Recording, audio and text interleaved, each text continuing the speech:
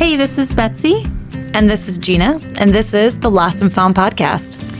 Our podcast is really a labor of love, and it came about a couple years ago when we recognized that we have some incredibly interesting, passionate entrepreneurs. We're making this for you guys. If you're listening, we've made this for you because it's created for our alumni community. These are small business owners and entrepreneurs. We're in the trenches together, but the stories that we can share, I think, will help you feel less alone, get you inspired, maybe even inspire you to connect with these people. Real stories from real entrepreneurs in small communities.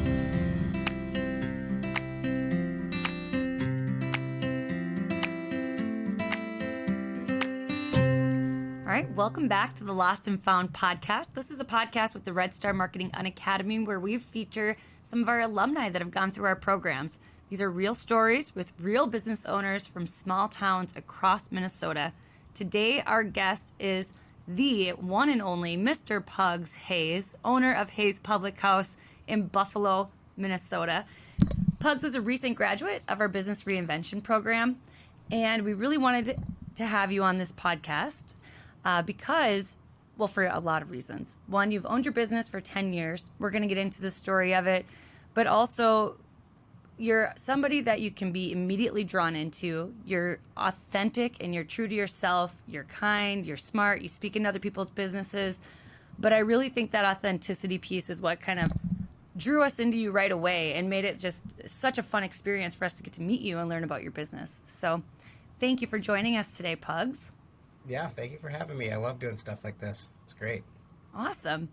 Well, we're going to kick off our conversation today with one of the questions we ask everybody. We'd love to hear your why. Why do you do what you do?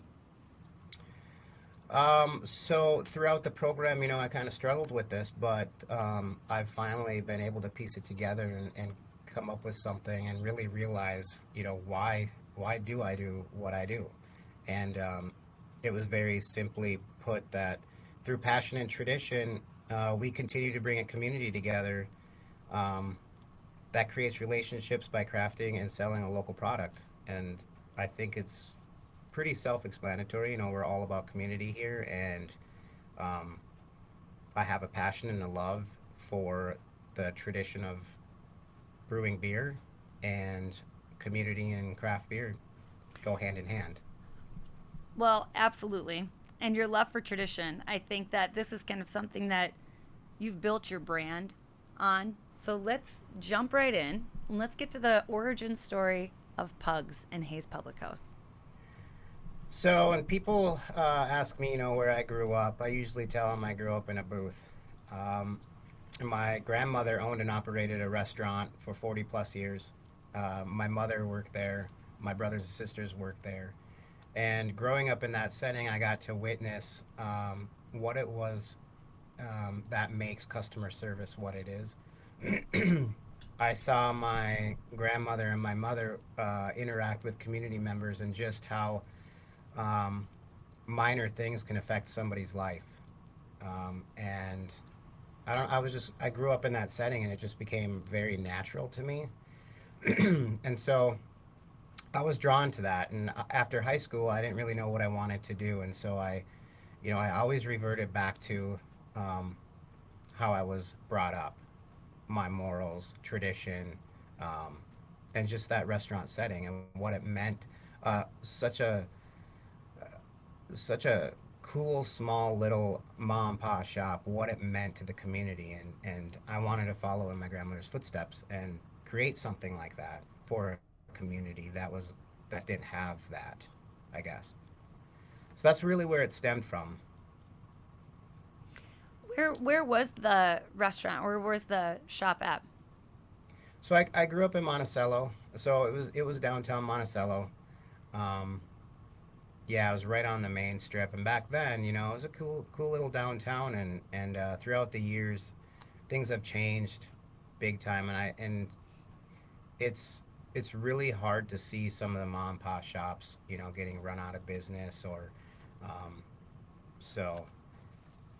I hope that doesn't happen in Buffalo. I mean, Buffalo takes really such great pride in their downtown and trying to promote their downtown. and they're always trying to do something to revitalize the downtown, and so I'm super proud to be a part of something like that. Absolutely. And that I can see you as a kid running up and down the, like in the restaurant, helping out, doing the things, getting chores to do, talking to customers. Yeah, I mean, my mom would tell me stories about how I would just I was not a shy kid. I would just jump up in the booth with anybody and just start talking. She'd come out from behind the scenes, and catch me in the booth with, somebody that they didn't know, and she would have to kind of pull me away, and people would be like, "No, no, he's fine. Let him be. We're having a great time. He's drawing us pictures." So, I mean, that was 80% of my childhood. I grew up there, and I remember late nights, staying after with my grandma. We would walk. She lived only maybe 4 or 5 blocks from the restaurant, and we would walk in the morning to the restaurant. We would walk home from the restaurant. But I remember staying real late, and a lot of my work ethics um, stemmed from learning a lot from my grandma, just staying after as a child, and she taught me how to properly mop a floor. Um, and her nickname was Sergeant Stella. I mean, and she was a sergeant. She's a World War II vet, and Wow. I run into some of her past employees that remember me for when I was just a little kid, and they still tell me that she was the boss that they've ever had, um, and so that was something to kind of strive for, as well. I took a lot from that. Well, and Pugs, I love that story for so many reasons. One, like it's so endearing and heartfelt, and like I love that your grandmother had such a big place in your heart, and the location did, and the community building. But also, I love that story because oftentimes I think as entrepreneurs now, we hear a lot that they get worried. My work life balance, or my kids are with me at the shop, or I don't know, should I have my kids helping with my business or not helping with my business? And I think in your example of having you at the shop and being a part of that, it made you this entrepreneur that you are today. So what a Yeah, I mean, great hands-on learning experience. That's just another way to look at it. yeah, and I mean, I owe a lot. I owe a big portion of that to my grandmother and my parents too. My parents just had very good morals, and I was fortunate enough to grow up in a very traditional household where, um, you get up and you work. If you show up, you're expected to work, and that's kind of how I treat people here. It's very black and white for me. Like I can easily separate business from friendship, and I lay that out, to all of my friends that hang out here at the pub, and work is work and friendship is friendship, and this is a business, um, and that's just how I run the business here, and that's something that I've learned from my grandma and from my parents as well. Is like I tell my friends, if you show up, be expected to work. You'll be handed a broom, and that's just you know you're not going to stand around. Well, and yeah, and okay, so that also is a piece of that is your transparency. And, again, back to that authentic self that you are. I mean, I think that's why people are gravitated towards you. They're like, Pugs is who he is. He's going to tell us what's going on. But also, I know that with your staff and stuff, yeah, they work hard and work is work, but you build some pretty strong relationships within your teams. Absolutely, and I think that it goes back to those standards. You have to have standards, and there has to be a respect back and forth. I mean, don't get me wrong. I don't just make them work and they don't get anything in return. You know, um, I take care of my workers, and sometimes in non-traditional ways, like my bonuses for my employees. Once a year, they get a tattoo. That's, Nice. that's their bonus. Oh, that's Um, so cool. it's something different, and it's something, and I've had some of them pick Hayes Public House stuff that I mean, they'll have Hayes Public House stuff on their bodies for the rest of their lives. That's pretty special to me, and I don't take that lightly at all. But just doing things like that is super fun, and just kind of thinking outside the box than just here's a check, bye. It's so generic, and I know people need money, but there's other ways that you can show appreciation. Um, yeah. Well, talk about building a culture inside of your business and building relationships with your team and your staff. I mean, that's an awesome example. Yeah, yeah. I mean, these people have honestly become like family. They are my family. Hmm. Um, That's pretty cool. I think that that example will be used in business reinvention and startup boot camps for years to come. That's great. Okay, so you worked in the restaurant. You grew up with your grandmother, with your family. You loved the community. You loved the fast pace. You loved working hard. But then what? Like what was the tipping point that got you into owning a small business that you knew that I'm going to be an entrepreneur. This is who I am. really, it took, some dead end jobs.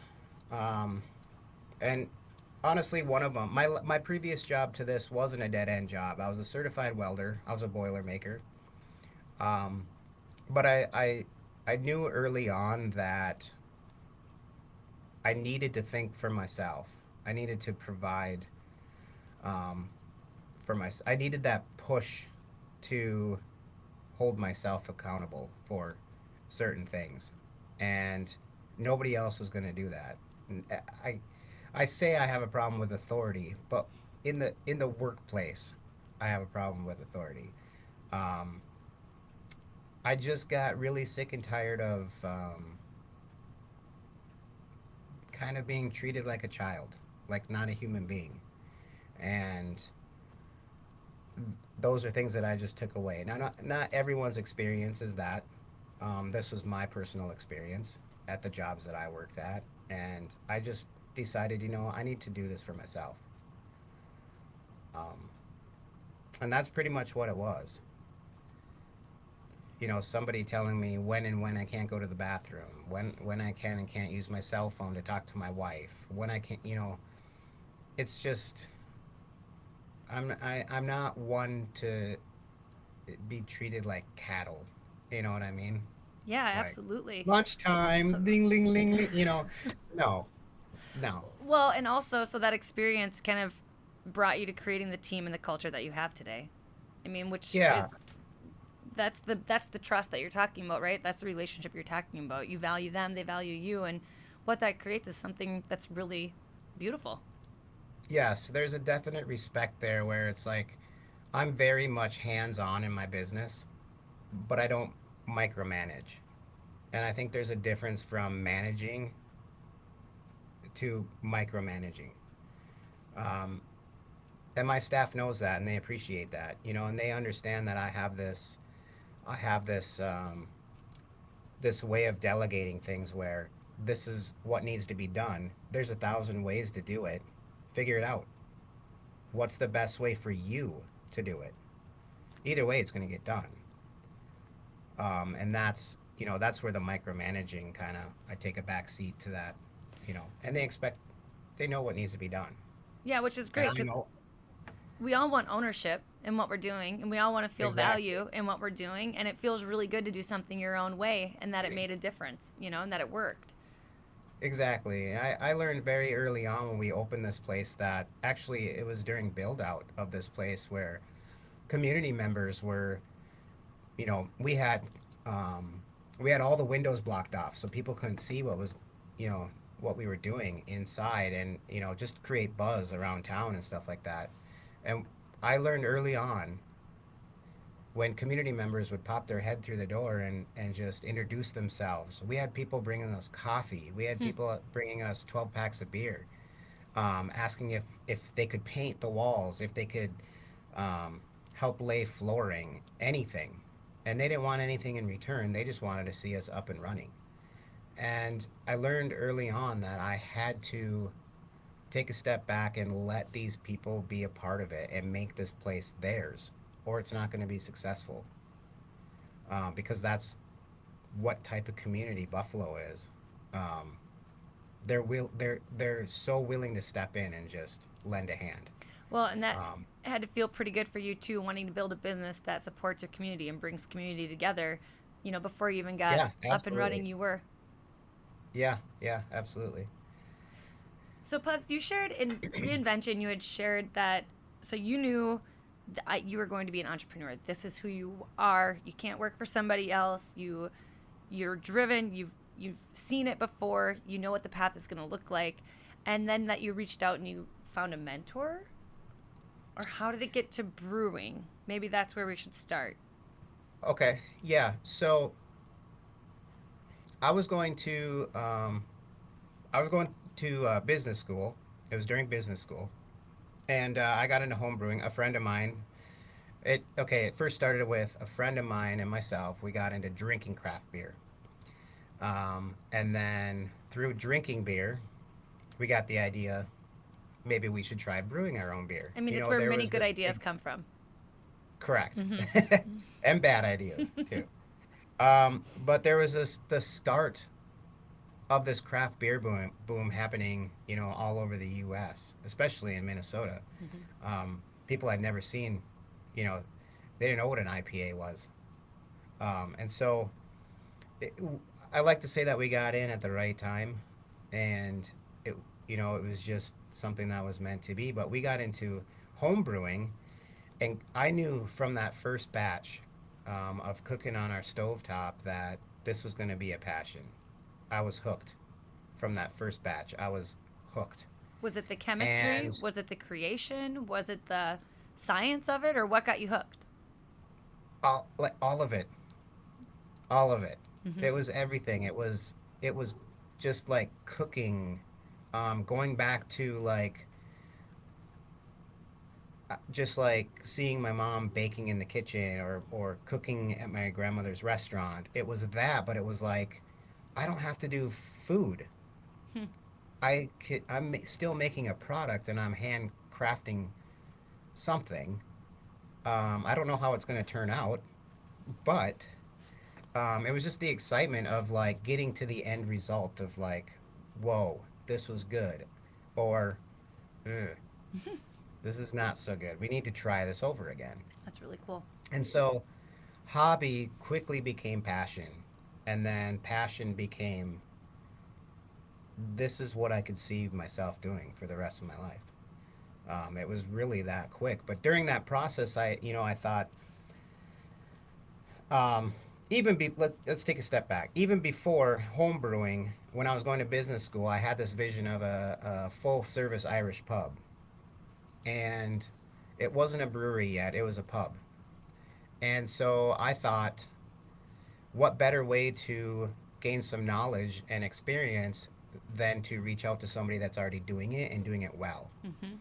And so I reached out to one of my favorite pubs back in the day was Kieran's, the old Kieran's.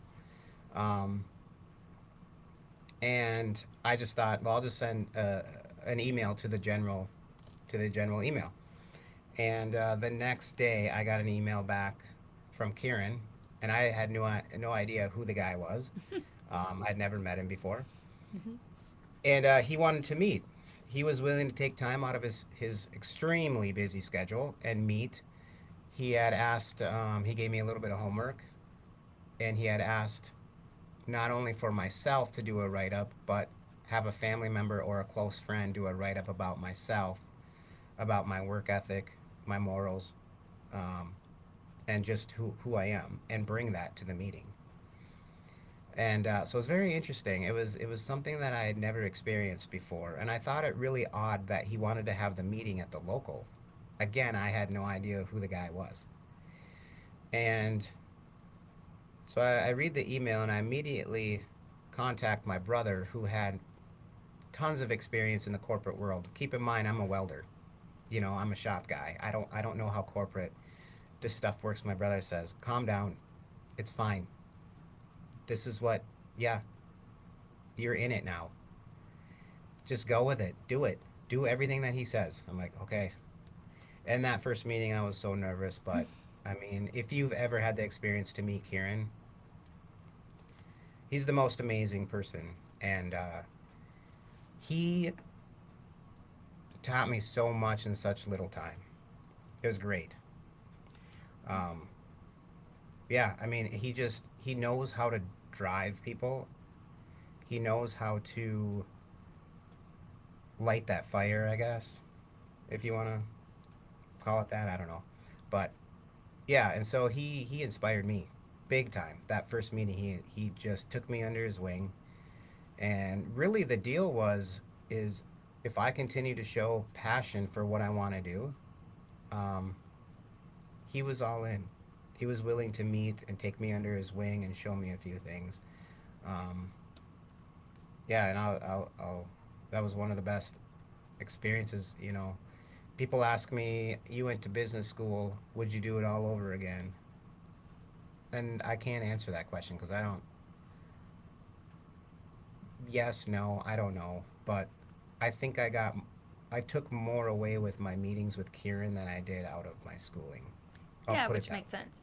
And maybe your schooling brought you to the point that you contacted Kieran. Maybe it gave you you know, the curiosity or the confidence that you were like, well, I could probably reach out to this guy. He owns one of the most successul Irish pubs in the United States. Yeah. Well, He's I branding quickly his own found out lines of. that I quickly found out that he owned Kieran's, the local, the Liffey, Cooper, which was newer at that time, and I'm like, whoa, what did I get myself into? Didn't he also Um, develop his own whiskey line? he did, yeah, two gingers, Irish whiskey, and then he sold to Beam. I still talk to him, um, and now he started Kieran's Kitchen, Hmm. food building, and now he's got a new Irish whiskey line out called Redlocks. Oh my So he gosh. is the quintessential I'm all in entrepreneur. Absolutely. And And how you talked about that he was willing to meet you, but that he also gave you homework. And Pugs, I think that you showed up, you did what he asked, you had it all there, probably left quite an impact on him as well. Like this he's real. This is legit. yeah, I mean, a few key points that I took away from um, even just our first meeting. I mean, I remember the first question he ever answered or asked me, and I'll never forget it ever for the rest of my life. The first question he ever asked me was, "How's your marriage?" That was it, and I was like, I'm sitting in a booth, and I'm like, good. I mean, why are we talking about this? And I really had no clue, like what the significance was about that question until he really got into it and shared, he shared some of his personal experiences with me as far as being an entrepreneur and how hard it is on marriage. You have to have a strong marriage to be an entrepreneur, if you are married, of course. But it's tough, and and another thing that he said to me was, it doesn't matter necessarily what you do as long as you get up every single day and inch forward a little bit. Hmm. It was just about getting up out of bed and doing something. Um, and that's always been with me, you know, because being an entrepreneur, I found out that the only one that's gonna hold you accountable is yourself. That's the hardest part about owning your business. Um, Money comes and money goes. That's business. Money in, money out. But if you can't hold yourself accountable, um, that's a big one. That is huge. Talk about valuable advice. And now I get what you're saying, that your meetings with him were as important, impactful, and shaped who you are, as much as your Yeah, schooling did in just a few meetings. yeah, it was great. And I mean, he didn't charge me a dime. That's pretty cool. You That's a know, pretty cool he story. he just expected me to show up and have an open mind. He told me that pretty much from start to when you open, it'll be about 5 years. And I Hmm. was like, I don't have 5 years. I want to be open now. I want to go. And he's like, no, that's not how it works. And I'm telling you, from when we started to basically our soft opening, it was it was pretty much 5 years. Hmm. It was Okay, so crazy. young From start entrepreneurs, hear that. from like pencil to paper to opening, it took me about 6 years. He nailed it. And at the time, like you said, you thought, I can't wait that long. But I bet at the time that you opened your doors, you're like, that went so fast. Yeah, it's crazy how everything just kind of comes together. It's chaos, but it always comes together, you know. Mm-hmm. At one point we had money and we didn't have a location. Then at one point we had location and we didn't have money. And then and I look back at those situations and how frustrated I was, but I look back and I'm like, everything happened the way that it was supposed to. Because had I gotten into that building, it would have been horrible. Had I gotten into that building, had I dealt with that investor or whatever. Um, so yeah, it's crazy how everything just kind of happened, how it was supposed to happen. Trust, be patient, and Yeah. trust the process, right? Yep. Um, Pugs, I think when you're talking about your meeting with your mentor and your team around you, and we've talked about this too, your authenticity, like your personality, and even in our class, like you just have a really giving spirit. You're very engaged. You're willing to offer input, but also understanding, and you're always who you are. You're just this true person, and people are drawn to that because you can tell, right? Like it's pretty apparent, especially when you are an authentic person, when someone's just putting up a front or if they really are who they are. And I think that like this is your brand. Like this is your team. This is Hayes Public House. Like you are an authentic, traditional, you love people, you love community, you love story. But how did you create this brand for yourself? And how are you implementing it at the public house? Because it's really about the experience. Like your brand is the experience too, right? Like it's you, it's the experience, it's what you have. How did you create this and how did you get it to be a part of the experience? Um, it's crazy that you ask me that because I sometimes wake up and I ask myself the same question. I don't know all of those answers. It's weird how it just kind of came together, I guess, and it was just everything is just so natural here, I guess. Like maybe going back to the start of build out, when we were talking about just allowing people to make this place theirs. Um, I don't know. It's such a tough question. I've always just been who I am and not worried about, what people think about me or what I'm doing.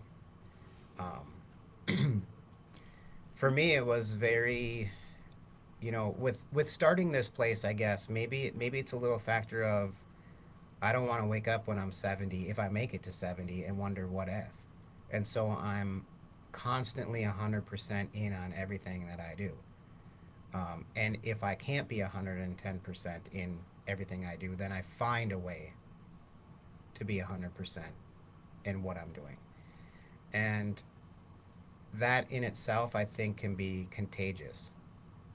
I've learned to surround myself with people, like-minded people that you can kind of feed off of each other, each other's energy, and you can get good vibes, and it helps keep you going. And I don't know. It's such a loaded question. It is a loaded question.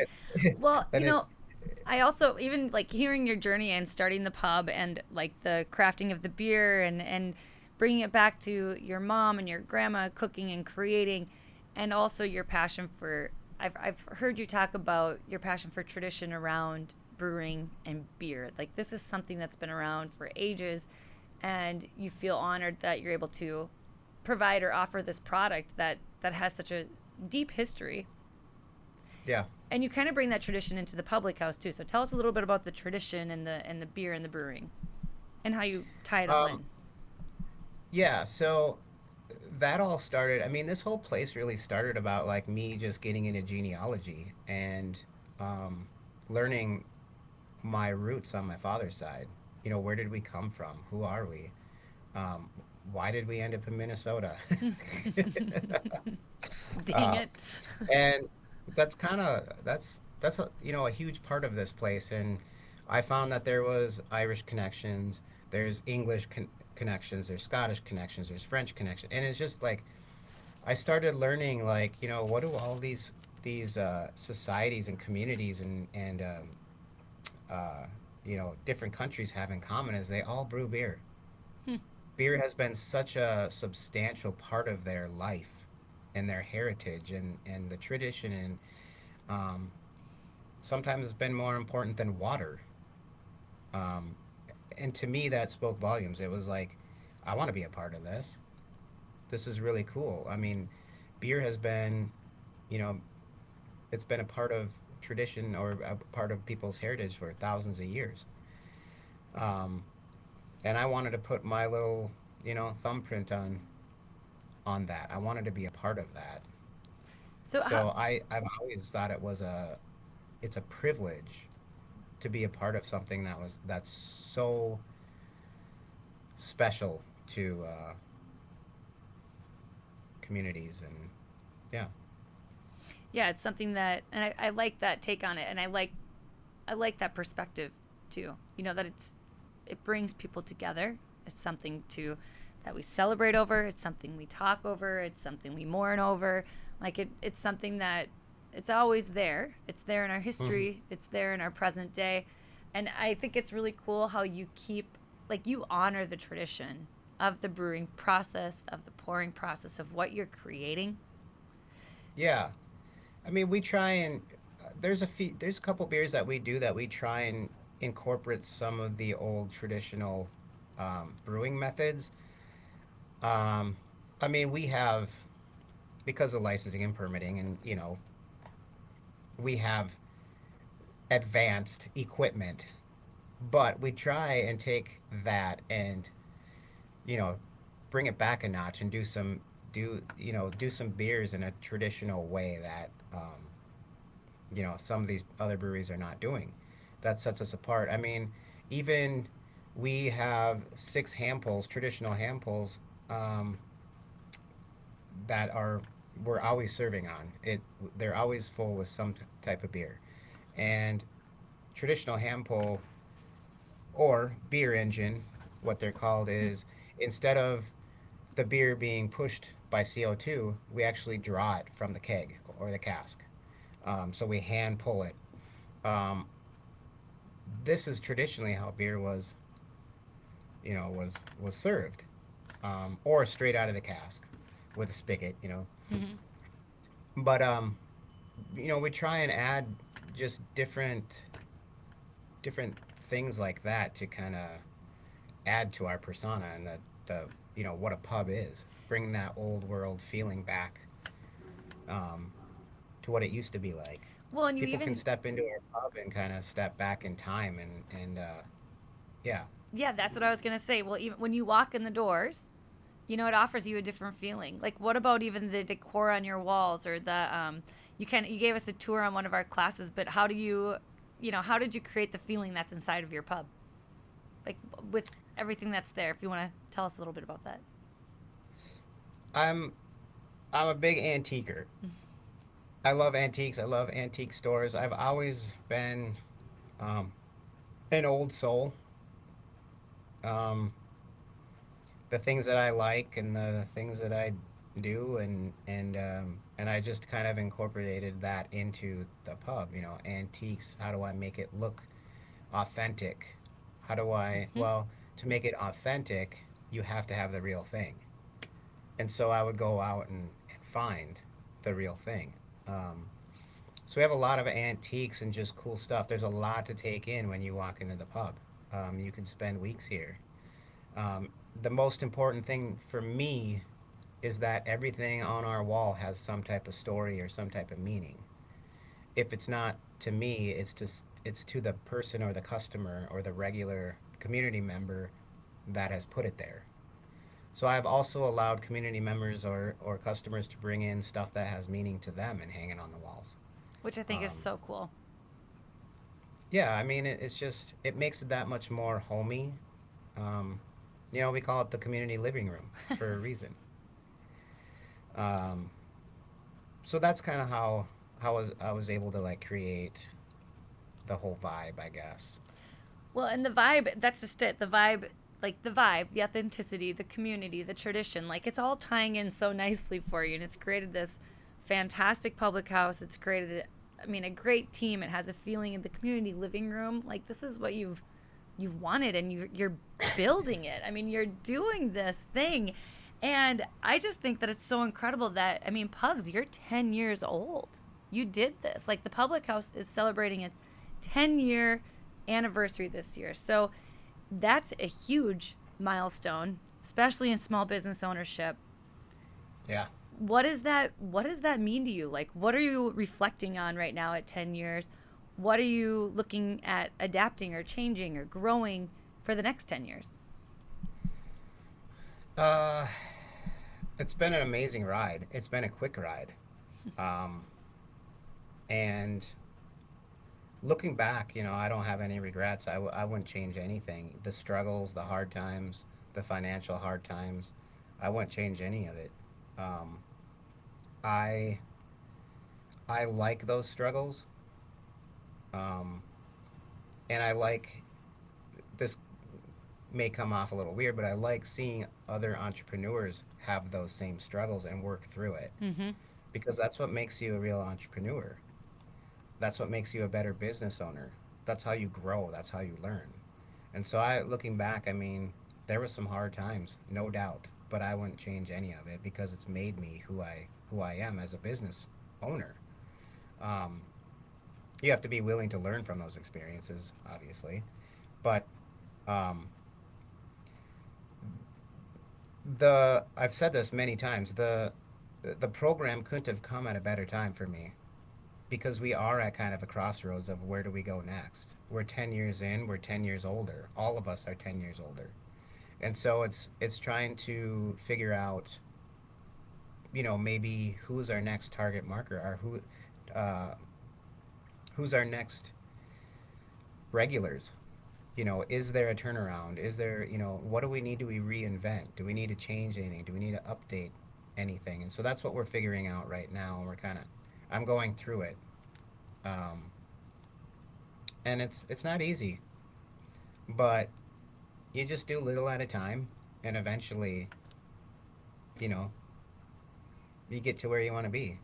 Absolutely. I think things just like click naturally. You can't make it happen. You have to make certain things happen, but some things you can't push. You just have to let it naturally happen. You got to get up every day and take one step forward, right? You got to keep moving forward and keep creating. Yeah. Mm-hmm. And this winter, like we've discussed many times, this winter's been hard on so many business owners. And through the program, it was just really nice to know and reassuring that I was able to meet like-minded people and know that, what, I'm not alone in this. And that was really comforting. So, yeah, for the first time in 10 years, there was a few days where I didn't even want to get out of bed. I'm like, what is going on? This is crazy. Mm-hmm. But you got to go back to, you got to push yourself. What are you made of? And your business will test you every single day. Yes, it will. Yes, it will. And, like you said, if you can look at it now, and you're 10 years in, so you have the perspective, right? Like, that all the struggles that you went through, every time that you knew that, like, is this going to work? I have to make this work. And it was hard. It is hard. And now you have the perspective to know that all of those struggles, that's what makes it real, right? That's what makes you feel it. That's what makes the triumph so much better, because you hit the low, you can celebrate the high points too. So even at this 10-year and this last winter, like you said, it's been tough. But at least you have the perspective to say, this is another struggle. I'm going to keep moving forward, and it's going to feel really good. It's going to feel really good next year that we did this, or I adapted, or that I fought through it, and now look where I am. Right. Yeah. And there's a lot of young businesses that don't have that perspective yet, So I think that your mentor's advice, get up every day, keep moving forward in your business, it's really good advice until you gain the perspective to know that, yeah, you can keep fighting, and it's going to be hard. It's going to have its good. Yeah. I think going into becoming an entrepreneur, or going into owning your own business, um, for me, I never had the mindset of that I was doing it for money Right. or riches or fame or whatever. I did it because I wanted to leave a legacy. I wanted to look back. I wanted people to look back and be like, do you remember that place? Or like, let's go to Hayes. It's still there 100 years later, like oldest pub in Buffalo, or, whatever, something, story. I wanted to create a story and a legacy, and possibly leave something for my kids if they want it. And so that's what it was really all about. And I think it's when you go into business with a mindset of money, it just um, it makes it that much harder. Let the money do what it's supposed to do, in and out, in and out. That's what it does. Mm-hmm. you know, but you can't lose sight of, while that's happening, you can't lose sight of what's really going on in your business, and the relationships, and the, um, you know, how you can impact someone's life in the smallest way. Um, so you might lose those moments if you're constantly worried about money. Um, that's how I always looked at it, and I think that's why, maybe that's the kind of the answer to some of those questions, is like why things have just happened naturally, because I haven't allowed the struggles to, you know, overtake me. There's been moments, but you know, you got to take a step back and just reevaluate and make decisions and reinvent or adapt. You have to adapt always. Sometimes it's hard too when you're working, when you're in the business and you're working so hard and so much just on the day to day. I think that your insight, or your your viewpoint, it's, you have a lot of a, you have a bigger picture in your mind, and being able to step back and, like you said, work on the business and to keep it moving forward, and not just always in it on the day to day stuff. That's a big deal. It's a big Yeah. deal. And it's Yeah. hard to do. Yeah, I mean, I've been blessed with having the mindset of like just open mind Mm-hmm. set. Always looking at things, the grand scheme, or the big picture, not so narrow minded. And, I think that has helped a lot Oh, it's in the way that definitely I, helped. yeah. It's definitely helped. And it's helped you follow this natural path of keeping the public house true to what it was supposed to be, of keeping you on this path that it is a place for community and tradition and brew and people to come together and to celebrate and just be together as a community. Like your willingness to be open minded about it, but also so authentic, has kept it moving forward. And like you said, you're challenging yourself.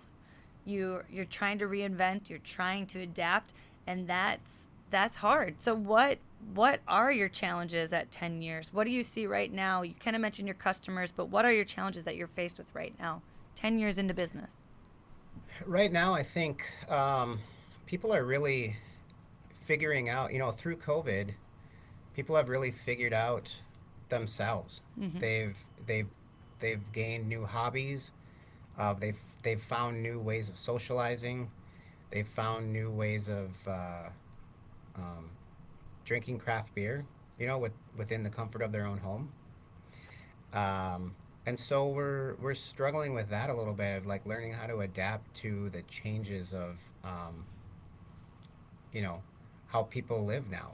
Like this is the norm, whatever that may be. I still don't know what that is, but um, and we're learning every day, and we're coming up with different ideas, and we're doing more events. We're trying to draw people out Yeah.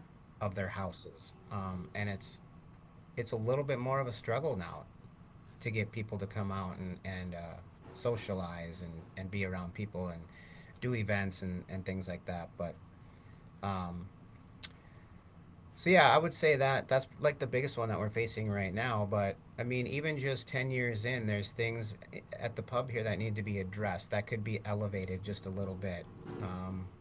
And so all of our, like, for instance, our tabletops have now all been redone, um, and look fabulous. Um, Restained. We've completely redone our bathroom. So we've got new wallpaper in there and some really nice pictures of the pub and the brewing process. And Hmm. um, so yeah, it's little touches, go a long ways. Yeah. Like that can really elevate your business, and they don't have to be expensive. If you want to just put in a little time and effort and a little elbow grease, and it goes a long ways. Yeah, when you were talking about that, I was thinking about your patio up on your upper level and overlooking the lake, and just what a gem that is, that people can Yeah, go up there and be outside and have a great view of town and the lake and enjoy your brew. So yeah, 10 it's years, amazing up there. it is amazing up there. You send pictures. It kind of looks like the place to be. So in 10 years, what are you most excited about right now? What really gets you excited? I'm excited about, some new possibilities on some beers that we're going to be doing. I'm excited about some new events that we're adding to the lineup. Um, I'm just excited.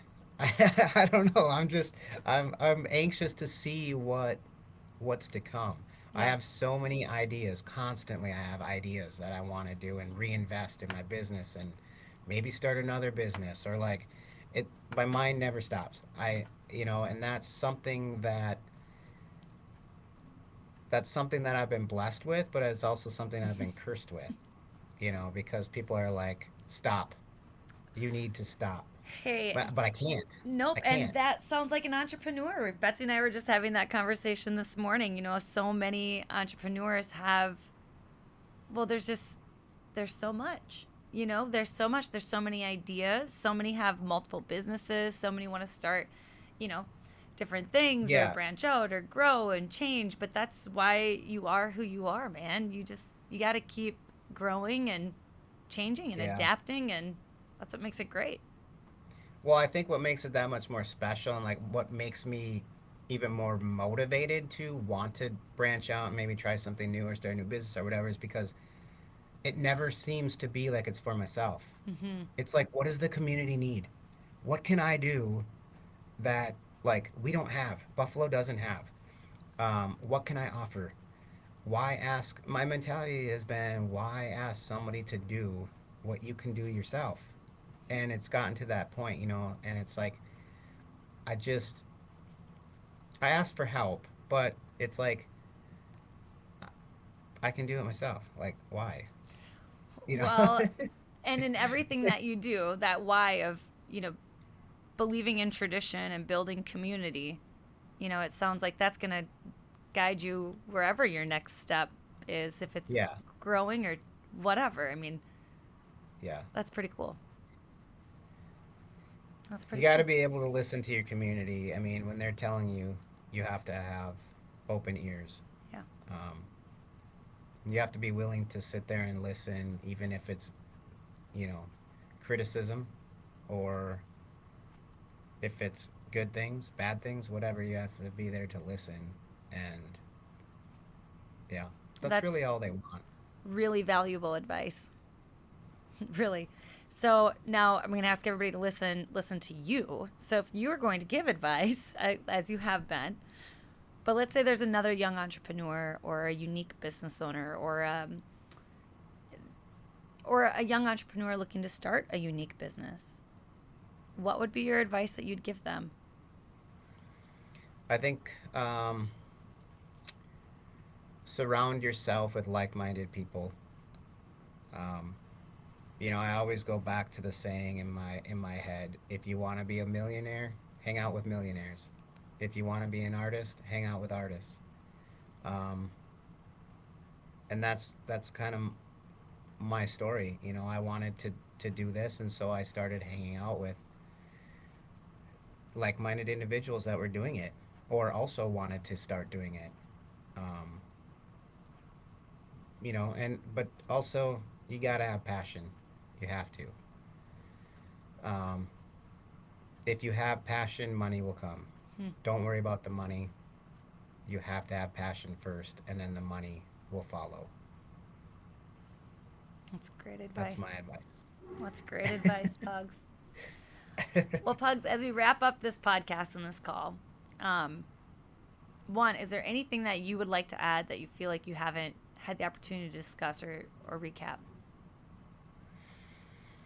I don't think so. I mean, I'm very thankful for the program because, like again, it couldn't have come in a better time. It was just there was there was moments where there was certain things that I didn't understand or where am I going with this or whatever. But it was, I mean, your advice was believe in the process, and I did, and it was a great experience. I would do it all over again, for sure. So yeah, I think that's all I have to say. Well, that that is awesome. But the success of our programs, and when we get into a really good group or a really good class that we do it all, for our businesses. I mean, this is why it makes us so great. But when you open up a reinvention class and you're starting to talk to people and learning kind of who they are, what they do, like I was just so excited to have you on board too, because like I said, those authentic personalities, when you can get them together in a room, and in the group that we had, it just clicked so fast. Like everybody was who they were, everybody put it out there, and the faster you can do that, it's like so much more progression and questions and growing and learning can happen. And so Yeah, having you a part of it was huge. It was really a fun group. It was really a fun group, and I think that yeah, everybody walked away, with a little bit of something yeah, for sure. for sure. Yeah, definitely. If anything, we walked away with new friends, like new Hmm. family. Yeah. Um, so, And yeah, that's what we hope it's all about. I mean, we want to build, that's what we're doing. We're building a community of small business owners that can connect, that can discuss, that can learn together. But the whole point is small business ownership can feel kind of lonely. There's not a lot of yeah, people who understand what you're going through. And even the mindset that you described in the podcast, it's a unique mindset and a unique personality. And entrepreneurs yeah, are the ones that have it, especially small businesses and small rural communities. So that's the goal, is to connect everyone. yeah. It can feel lonely, real lonely at times. But it can also be overwhelming at times too because everybody wants a piece of you, Yes. you know. Um, and so, Hmm. yeah, Yeah. Learning how to say that's no, and also building a community at the same time, right? yeah. Yeah. But I think what we ultimately agreed on was we signed up for it. This is what we asked for. Yep, and everybody was in the same page, right? Like, yeah, no, I want to do this. I want to make this work. Yeah, it's hard sometimes, and I have doubts, and I'm not so sure. And like we talk about in our class too, and we go through the timeline of telling your story of small business ownership, and it is peaks and valleys, and it keeps going, and the chart goes up and up, but there's dips along the way. But like you said, it's those struggles that make the celebrations worth it. Yeah, for sure. Well, Pugs, thank you for joining us on this Lost and Found podcast. Thank you for sharing your story, for your insight, for your authenticity. Thank you also for owning a business and being a part of the community that you're in and the community that we have here. So, Pugs Hayes, owner of Hayes Public House in Buffalo, with the fantastic patio as we prepare for a summer season that's actually gonna come. It's happening. It's on its way. I But hope we so. we thank you for being here and for being a part of this community. Yeah, thank you very much for having me. Appreciate it.